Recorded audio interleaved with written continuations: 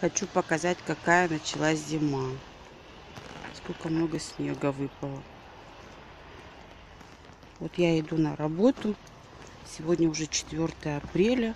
А снега намело. Вот тебе непредсказуемая Сибирь. Вчера еще все было сухо, снежок пробрасывал, а за ночь вот сколько намело снега.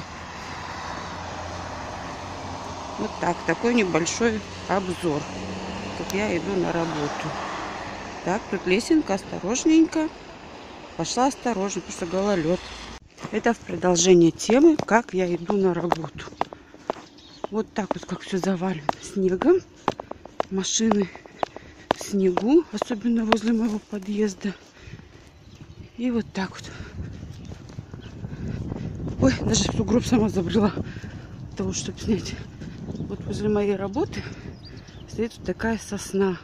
Ей, наверное, лет 30 уже. Вот она вся в снегу.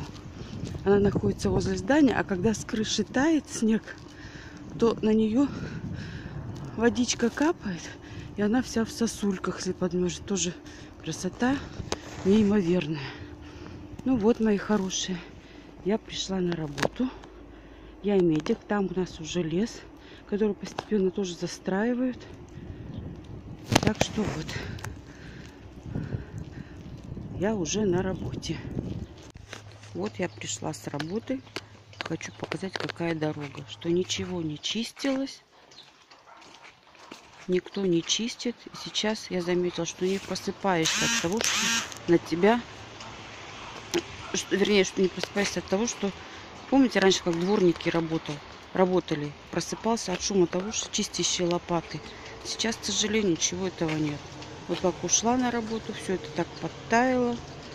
Снег весь никто не убирал. Машинами растаскивается грязь кругом. Под ногами жуть.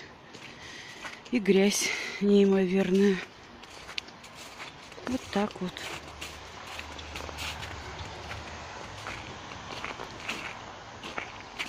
И еще очень скользко. Потому что все это сначала чуть-чуть подтаяло, конечно. А потом сейчас к вечеру уже подморозило. И сплошной гололед. Ну вот моя лесенка, которая утром еле спустилась, она вот вся чистенькая, подтаяла. И снег куда-то весь ушел. Может, и почистили. Зря Маша сказала, что дворника нет.